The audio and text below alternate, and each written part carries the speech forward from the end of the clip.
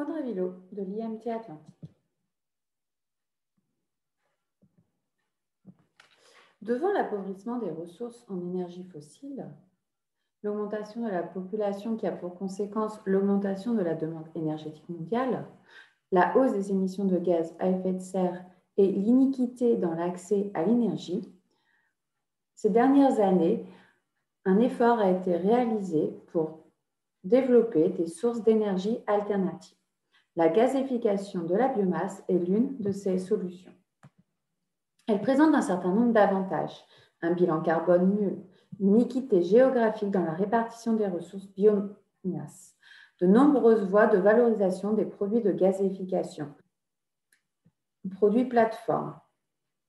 Mais elle présente également un certain nombre de problématiques, telles que la composition chimique des matières premières, qui sont très hétérogènes, la présence de nombreux polluants dans certains gaz, tels que les particules, des produits sulfurés ou les goudrons, le coût de l'étape d'élimination et de conversion des polluants et la valorisation des chars issus de la gazéification en fin de processus.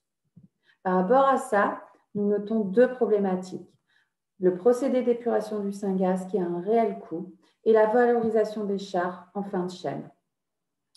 Ces deux problématiques ont pour conséquence de mettre en déséquilibre la chaîne économique de cette. Pour répondre à cette problématique, on se propose d'étudier l'utilisation des matériaux carbonés issus de la gazéification dans la filière de traitement du syngaz et plus particulièrement dans le craquage des goudrons. Pour cela, on a développé des matériaux carbonés, soit des chars activés à vapeur d'eau pour créer des charbons actifs.